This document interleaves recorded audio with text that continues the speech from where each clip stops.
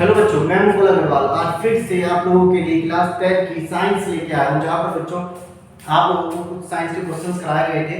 तो चलिए आज के क्वेश्चंस हम लोग फिर से देख लेते हैं क्या क्वेश्चंस रहने वाले हैं। तो बच्चों आपसे सबसे पहला क्वेश्चन क्या पूछा जाएगा, draw the pattern of magnetic field line. आपको मैग्नेटिक फील्ड लाइन का पैटर्न रिप्रेजेंट करना है बच्चों। कब? जब एक करंट कैरिंग सोलेनॉइड है, जब आपके पास एक बार मैग्नेट है, और जब बच्चों आप लोगों के पास क्या है, यूनिफॉर्म मैग्नेटिक फील्ड लाइन। तो इन तीनों में से कोई सा एक न्यूमेरिकल या क्वेश्चन आप लोगों के पास आप लोगों को मिलेगा। तो चलिए देखते हैं बच्चों। सबसे पहला आपको क्या कहा गया है, सोलेनॉइड के अंदर, ठीक है, सोलेनॉइड के अंदर जब करंट जा रहा है तो बच्चों सोलेनॉइड आप लोगों की एक सॉफ्ट आयरन कोर से बनेगी इस तरीके से। इसके ऊपर आप लोग ऐसे वायरिंग लपेट देंगे, ठीक है, ऐसे आप लोग इसके ऊपर क्या करेंगे, वायरिंग कर लेंगे। ऐसे ऐसे वायरिंग हो रही है, एक बार पीछे जा रहा है, एक बार आगे जा रहा है, यहां से करंट आ गया। जब हमने इसको क्या दे दी, वोल्टेज दे दी, तो बच्चों ये पॉजिटिव हो गया, ये माइनस का हो गया, ठीक है। यहां से करंट चला आई, तो करंट पीछे जाके बाहर आ रहा है, यानी बच्चों करंट आगे की ओर आ रहा है, ठीक है। तो ये सारा करंट कहां हो गया, आगे की ओर, और यहां से पीछे जाके बाहर की ओर आ रहा है। तो बच्चों आप लोगों को क्या यूज करना है, फ्लेमिंग का राइट हैंड यूज करना है, या आप लोग क्या कर सकते हैं, right hand thumb rule use कर सकते हैं, ठीक है। तो बच्चों देखो, मैग्नेटिक फील्ड लाइंस कहां की ओर है, करंट कहां की ओर चल रहा है, बाहर की ओर चल रहा है, ठीक है। और मैग्नेटिक फील्ड लाइंस कहां की ओर बनेगी वो आपको देखना है। तो बच्चों इसके लिए आप क्या करेंगे, ऐसे करंट कहां की ओर आ रहा है आप लोगों का, नीचे की ओर आ रहा है, अंगूठे को नीचे की ओर रखकर अपनी फिंगर्स को कर्ल कर लो। ये मेरा राइट हैंड है, ठीक है, आपको अपना ही राइट हैंड लेना, दूसरे का राइट हैंड नहीं लेना। ये करंट नीचे की ओर आ रहा है, अंगूठे को नीचे की ओर रखो, रख लिया, फिंगर्स खोल दो। अब आप क्या करेंगे, फिंगर को कर्ल करो, मोड़ो। तो बच्चों जब आप इसे मोड़ोगे तो मैग्नेटिक फील्ड लाइंस कहां की ओर चलेगी, आप लोगों की इधर की ओर, ऐसे चलेगी। मैग्नेटिक फील्ड लाइंस बच्चों आप लोगों की ऐसे चलेगी, ठीक है। तो ये क्या हो गई, आप लोगों की मैग्नेटिक फील्ड लाइंस क्रिएट हो गई। तो इस तरीके से आप लोगों को सोलेनॉइड के अंदर क्या बनानी है, मैग्नेटिक फील्ड लाइंस बनानी है। आई होप क्लियर हो गया हो। चलिए अब सेकंड में आपको क्या कहा गया है, बार मैग्नेट के अंदर क्रिएट करना है, बार मैग्नेट के अंदर क्रिएट करना है। तो बार मैग्नेट बच्चों आप लोगों की एक मैग्नेट है जिस पर नॉर्थ पोल और जिस पर साउथ पोल। बच्चों आप बार मैग्नेट में नॉर्थ पोल और साउथ पोल को कभी भी अलग नहीं कर सकते। यदि आप इसको तोड़ोगे भी तो इसके ऊपर नॉर्थ पोल और साउथ पोल हमेशा रहेगा। तो बच्चों आपको पता है magnetic field lines north pole से निकलती हैं और साउथ पोल की ओर एंटर करती है, नॉर्थ पोल से निकलती है और साउथ पोल की ओर क्या करती है बच्चों, एंटर करती है, इस तरीके से, ठीक है। तो ये इस तरीके से क्या करेंगे, आप लोगों की एंटर करेंगे। तो ये बाहर मैग्नेट का आपको डायग्राम बनाना है। फिर बच्चों आपसे क्या कहा गया है तीसरे में, यूनिफॉर्म मैग्नेटिक फील्ड लाइंस का डायग्राम बनाना है। तो बच्चों आप लोग बिल्कुल कैसे बना देंगे, एक स्ट्रेट लाइन खींच देंगे, इस तरीके से आप लोगों की मैग्नेटिक फील्ड लाइंस क्या हो जाएंगी, क्रिएट हो जाएंगी, नॉर्थ पोल से साउथ पोल की ओर। तो ये एक एक नंबर में आप लोगों से डायग्राम पूछे जा सकते हैं, तो इनमें से कोई सा भी एक डायग्राम आप लोग कर लेंगे। चलिए नेक्स्ट है बच्चों, draw a systematic labelling diagram of the domestic wire circuit. बहुत सी बार 5 नंबर में आप लोगों से पूछा गया है। तो बच्चों कैसे बनाएंगे, आप लोगों ने देखा होगा आपके घर के बाहर 3 वायर जा रही होती है, ठीक है, 3 वायर चली गई। एक वायर आपकी कौन सी वायर होती है, लाइव वायर, एक होती है न्यूट्रल वायर, एक वायर होती है बच्चों अर्थिंग वायर। यहां से आप लोगों ने एक वायर डाली इस तरीके से, एक दूसरी वायर आप लोगों ने यहां से डाल दी, ठीक है। अब इन दोनों वायर को आप लोग अपने घर में लेके आ गए और किससे कनेक्ट कर देंगे बच्चों, मीटर से कनेक्ट कर देंगे। अब मीटर के नीचे से आपने देखा होगा दो वायर निकल रही हैं और दो वायर बच्चों आप लोगों के एमसीबी बॉक्स में जा रही है और फिर यहां से दो वायर निकलकर हमारे पूरे घर में पैरेलल क्या हो गई, फैल गई। जहां पर बच्चों इनसे आप लोग क्या कर लेंगे, एक फैन को अटैच कर लेंगे, ठीक है। एक बच्चों आप लोग अपने स्विच बोर्ड को अटैच कर लेंगे, ठीक है। स्विच होता है इस तरीके का। इसी तरीके से बच्चों आप लोग अपना टीवी, ठीक है, टीवी ट्यूबलाइट कुछ भी क्या कर सकते हैं, अटैच कर सकते हैं। तो बच्चों बस इतना ही सिंपल सा डायग्राम आप लोगों को सिस्टमैटिक लेवलिंग के साथ बनाना है, वो हम लोगों ने यहाँ पर बना दिया। तो बच्चों यहाँ पर जो लाइव वायर होती है वो आप लोगों की रेड कलर की होती है। न्यूट्रल वायर बच्चों आप लोगों की कैसी होती है, ब्लैक कलर की होती है, ठीक है। और जो अर्थिंग वायर है बच्चों वो आप लोगों की ग्रीन कलर की होती है। ये चीज आप लोगों को ध्यान रखना। चलिए नेक्स्ट आगे चलते हैं। वेरी इंपॉर्टेंट क्वेश्चन है, छोटे नंबर में आप लोगों से पूछा जा सकता है। Difference between the AC and DC. तो बच्चों एसी होता है अल्टरनेटिंग करंट और डीसी होता है बच्चों डायरेक्ट करंट। तो बच्चों जो अल्टरनेट करंट होता है उसमें it change the direction as per time. बच्चों इसकी जो डायरेक्शन होती है करंट की वो टाइम टू टाइम क्या होती है, चेंज होती है। परंतु डीसी के अंदर आप क्या कहेंगे, डीसी के अंदर does not change the direction. बच्चों उसमें कोई भी डायरेक्शन चेंज नहीं होती। दूसरा आप लोग इसके अंदर क्या बनाएंगे, इसका ग्राफ बना देंगे, ठीक है। तो बच्चों इस तरीके से इसका ग्राफ यहाँ पर क्या होता है, चलता है। ये टाइम हो गया और बच्चों ये आप लोगों का करंट हो गया। परंतु डीसी करंट में बच्चों आप लोगों का करंट क्या रहता है, कांस्टेंट रहता है ऐसे, और टाइम क्या होता रहता है, चेंज होता रहता है, बढ़ता रहता है, ठीक है। तो ये दो डिफरेंस आप लोगों को इसके अंदर लिख के आने, बस इतना ही सफिशिएंट है।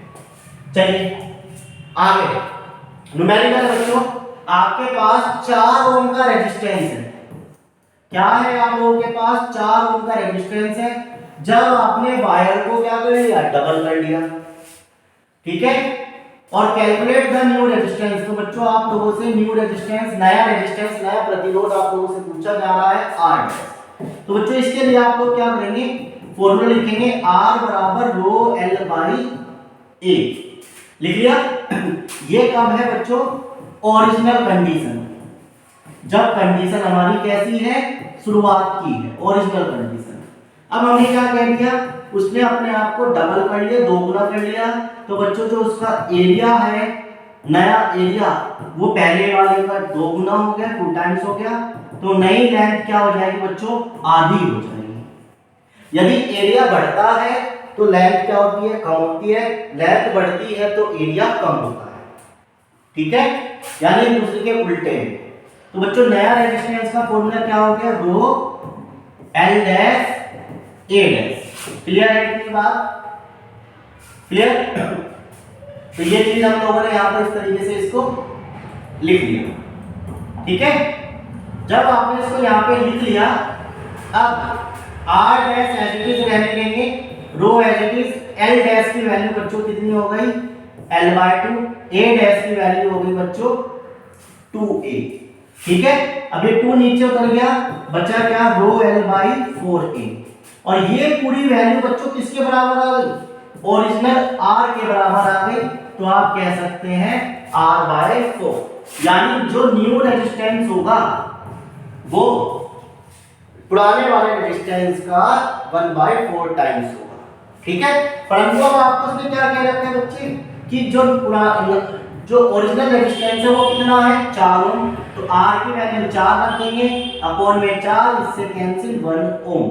तो बच्चों नया रेजिस्टेंस का जो आंसर आया वो कितना आएगा आप लोगों के पास, 1 ओम आएगा, ठीक है।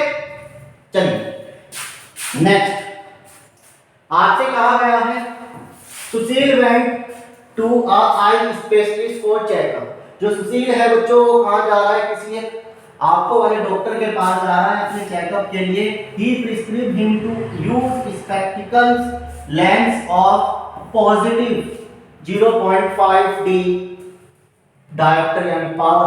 तो जो डॉक्टर है वो उसको कहता है भैया आप इतनी पावर का चश्मा स्पेक्स लगा लें। तो सुशील को किस तरीके का डिफेक्ट है, ठीक है, सुशील किस तरीके की बीमारी से जूझ रहा है, और बच्चों आप लोगों को उसकी फोकल लेंथ यहाँ पर निकालिए। तो बच्चों जब पावर किसमें है, पॉजिटिव है, तो बच्चों इसका मतलब है सुशील को हाइपरमेट्रोपिया है, हाइपरमेट्रोपिया है। तो सुशील को बच्चों हाइपरमेट्रोपिया है। अब देखो ये कैसे याद रखोगे कि हाइपरमेट्रोपिया क्या होता है और मायोपिया क्या होता है। तो बच्चों चलिए देखते हैं। तो देखो मायोपिया, माई का मतलब मैं, ओ का मतलब ऑब्जेक्ट, पी का मतलब पास। मेरे पास जो ऑब्जेक्ट है वो साफ दिखाई देगा, ठीक है, मेरे पास जो ऑब्जेक्ट है वो साफ दिखाई देगा, परंतु कहाँ का दिखाई नहीं देगा, दूर का दिखाई नहीं देगा। क्लियर। परंतु हाइपरमेट्रोपिया में क्या है, जो ऑब्जेक्ट है वो दूर है, वो मुझे साफ दिखाई देगा, परंतु मुझे पास का दिखाई नहीं देगा, ठीक है। तो मेरे पास ऑब्जेक्ट जो रखा हुआ है वो साफ दिखाई देगा, दूर का दिखाई नहीं देगा। तो दूर का दिखाई नहीं देगा तो पावर जो चश्मा होगा, पावर उसकी जो होगी वो माइनस होगी, और जो आपको पास का दिखाई नहीं दे रहा है और चश्मा पॉजिटिव पावर का है, तो इसका मतलब वो हाइपरमेट्रोपिया, ठीक है। अब आपको क्या निकालना है बच्चे, इसका फोकल लेंथ निकालना है। तो फोकल लेंथ का फॉर्मूला, पावर का फॉर्मूला आपने पढ़ा है, power is equal to 1/f। तो बच्चों f इधर चला गया, 1/p, p कितना दे रखा है 0.5, पॉइंट उड़ा दिया 10, इससे कैंसिल, तो 2 मीटर, ठीक है। तो इसकी जो फोकल लेंथ आ गई वो कितनी आ गई बच्चों, 2 मीटर, ठीक है। तो यदि पावर क्षमता जो है अगर पॉजिटिव है तो बच्चे को पास का दिखाई नहीं दे रहा, और यदि पावर माइनस की है तो बच्चों को दूर का दिखाई नहीं दे रहा, ठीक है। चलिए next, answer the following, which hormone is responsible for the change notice in the female in puberty.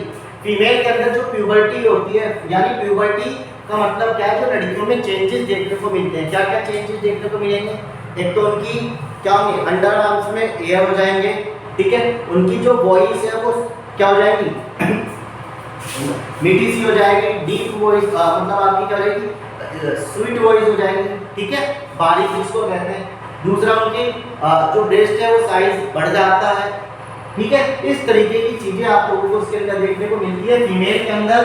तो बच्चों कौन सा हार्मोन फीमेल के अंदर प्यूबर्टी को चेंज करता है, तो आप क्या कहेंगे, oestrogen hormone. Oestrogen hormone female के अंदर प्यूबर्टी को चेंज करता है। फिर drop fills result due to the deficiency which hormone, ऐसा कौन सा हार्मोन है जिसके कारण ड्रॉप फिल्स रिजल्ट होता है। ड्रॉप का मतलब होता है बच्चों बोना, तो यानी कौन सा हार्मोन पे डिफेक्ट पड़ता है, ग्रोथ हार्मोन पर डिफेक्ट होता है, ठीक है, ग्रोथ हार्मोन पर। फिर आगे आता है blood sugar level rise due to deficiency in which, blood sugar level rise due to deficiency of which hormone, किस हार्मोन के कारण ब्लड शुगर हो जाता है। तो बच्चों इंसुलिन, इंसुलिन की कमी के कारण बच्चों शुगर लेवल क्या हो जाता है आप लोगों का, बढ़ जाता है, ठीक है। चलिए अगला, iodine is necessary for the synthesis of which hormone. तो जो आयोडीन है बच्चों आप लोगों की वो किस हार्मोन के लिए जानी जाती है, तो बच्चों आप लोग क्या कहेंगे, थायरोक्सिन हार्मोन्स के लिए आप लोगों की आयोडीन क्या होती है, जानी जाती है, ठीक है। आप लोगों के पास कितने हो गए, 4, तो 3 नंबर में आपसे पूछ लेगा, कोई भी 3 आपको करके देने हैं, इस तरीके से आप लोग कर लेंगे। चलिए next, draw the diagram of the neuron. या तो बच्चों न्यूरॉन का डायग्राम बना बनाया आएगा, उसकी लेबलिंग करने को आएगी, या आप लोगों को डायग्राम बनाना है। तो चलिए बच्चों इसका डायग्राम कुछ इस तरीके से हम लोग बना लेते हैं, ठीक है। तो ये आपका डायग्राम इस तरीके से बनेगा। देखो मेरी ड्राइंग इतनी अच्छी नहीं है, फिर भी मैं कोशिश कर रहा हूँ कि आप लोगों को बना के दिखा दूंगा। दिखाने को तो मैं आप लोगों को स्क्रीन पर सारा दिखा सकता हूँ किस तरीके का होगा, परंतु आप लोग अपने हाथों से बनाएंगे तो अच्छा होगा। तो ये डायग्राम इस तरीके से ऐसे बनेगा, ठीक है।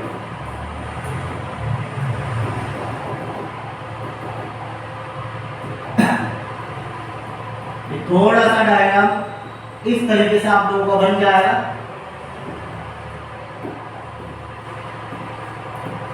ऐसे बच्चे आप लोगों को इसका डायग्राम क्रिएट करना, ठीक है। जिस बच्चे की ड्राइंग अच्छी नहीं है वो सिंपल ही बना के आ जाए।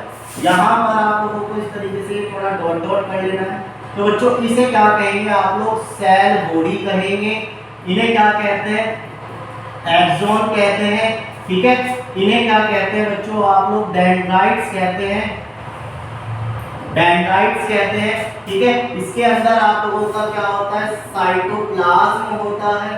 ये बच्चों आप लोगों का क्या होता है, न्यूक्लियस होता है, ठीक है।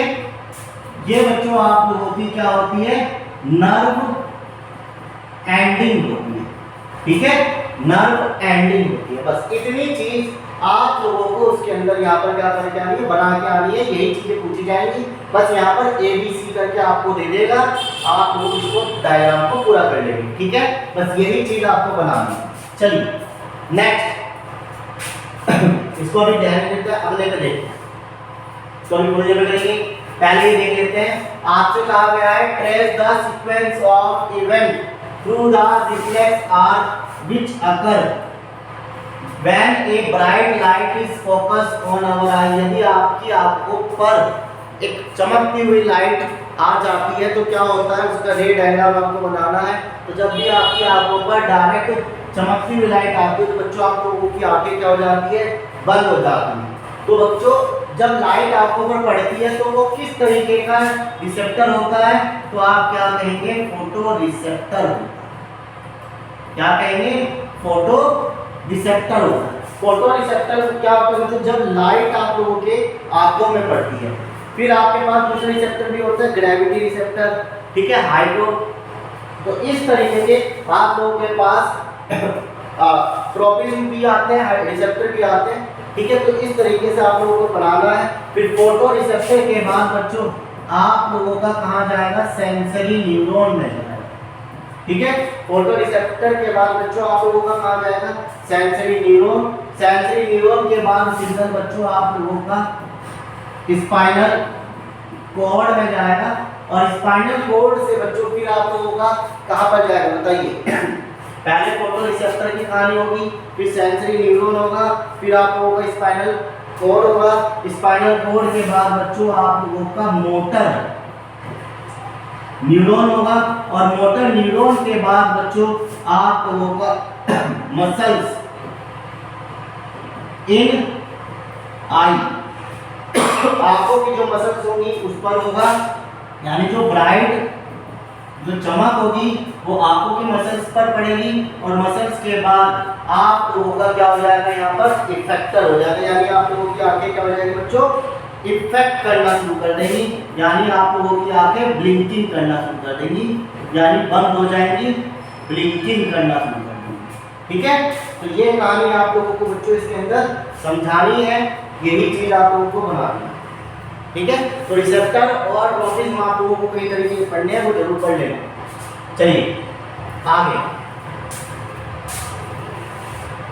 ए हाइड्रोकार्बन C2H2 डीक्लोराइज ब्रोमाइन वाटर। एक आपके पास बच्चों हाइड्रोकार्बन है C2H4, ठीक है, जो किसके अंदर है, डाल दिया गया, ब्रोमाइन वाटर के अंदर कर दिया गया। तो नेम का हाइड्रोकार्बन, आपसे हाइड्रोकार्बन पूछ रहा है, मेंशन द फैमिली, किस फैमिली से बिलोंग करता है, और उसकी केमिकल रिएक्शन लिखनी है हाइड्रोकार्बन की किसके साथ बच्चों, हाइड्रोजन के साथ। तो बच्चों आपको पता होगा कि आप लोगों के पास तीन तरीके की फैमिली होती है, एल्केन, एल्काइन, एल्कीन और एल्काइन। एल्काइन का फॉर्मूला होता है कार्बन की संख्या n -2n -2, इसमें होता है CnH2n डबल होता है और इसमें CnH2n प्लस 2 होता है, डबल से दो फालतू। तो बच्चों यहाँ पे देखो दो है, दो से डबल हो रहे हैं, यानी ये कैसा है, एल्कीन फैमिली का है। तो यानी इसका आंसर आप लोगों को मिल गया एल्कीन फैमिली। अच्छा, जब ये एल्कीन हो गया यानी डबल बॉन्ड हो गया, ये ट्रिपल बॉन्ड हो गया, तो बच्चों ये बन जाता है आप लोगों का अनसैचुरेटेड हाइड्रोकार्बन। तो यानी इसका आंसर कैसा बनेगा बच्चों,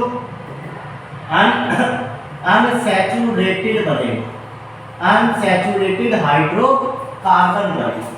अब आपसे क्या कहा गया है, इसकी रिएक्शन हाइड्रोजन के साथ, तो बच्चों डबल बॉन्ड आ गया, यहाँ पर दो हाइड्रोजन आप लोग लगा देंगे और हाइड्रोजन के साथ रिएक्शन जब भी होती है निकेल या प्लेटिनम की उपस्थिति में होती है, तो दोनों H में से एक H आप लोगों का एक इस कार्बन पर आ जाएगा और एक इस कार्बन पर आ जाएगा। ठीक है, तो बच्चों ये कैसा है, अनसैचुरेटेड हाइड्रोकार्बन है और ये कैसा है बच्चों, सैचुरेटेड हाइड्रोकार्बन है। ठीक है, इसमें डबल बॉन्ड होते हैं, उसमें सिंगल बॉन्ड होते हैं। ये एल्कीन फैमिली का है, वो एल्केन फैमिली का। ठीक है, तो आई होप ये चीज यहाँ पर क्लियर हुई हो। चलिए अब आपके पास ये क्वेश्चन बचता है, right the pathway of breakdown of glucose. तो ग्लूकोज का ब्रेकडाउन आपको करना। ठीक है, तो बताइए कैसे आप लोग इसको ब्रेकडाउन ऑफ ग्लूकोज करेंगे बच्चों। 100% आप लोगों के पेपर में 3 नंबर में मिल सकता है। ठीक है, चलिए तो देखो, या तो ब्रेकडाउन ऑफ ग्लूकोज करेंगे या बच्चों आप लोगों से ये पूछा जाएगा रेस्पिरेशन के टाइप। तो बच्चों रेस्पिरेशन दो टाइप के होते हैं, एरोबिक और एनएरोबिक।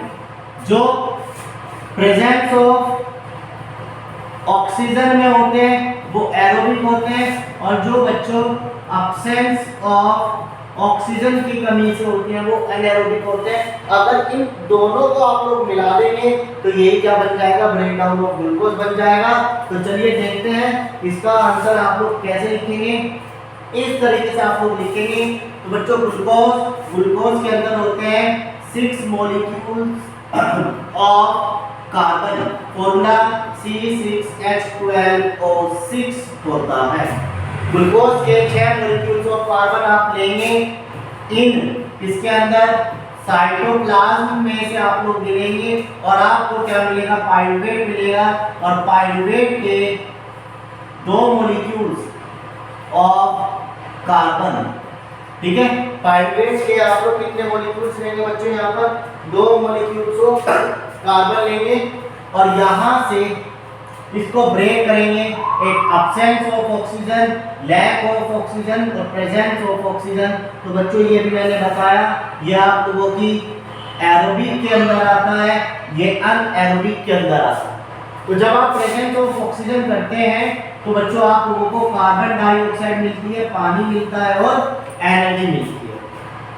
जब लैक ऑफ ऑक्सीजन करते हैं तो बच्चों आप लोगों का लैक्टिक एसिड फॉर्म होता है और एनर्जी मिलती है। ठीक है, और जब अब्सेंस ऑफ ऑक्सीजन करते हैं तो बच्चों इथेनॉल बनता है, कार्बन डाइऑक्साइड बनती है और आप लोगों की एनर्जी क्रिएट होती है। ठीक है, तो इस तरीके से आप लोगों को बच्चों यहाँ पर ग्लूकोज का ब्रेकडाउन करना था और ये साइंस के कुछ क्वेश्चंस थे जो आप लोगों को तैयार करने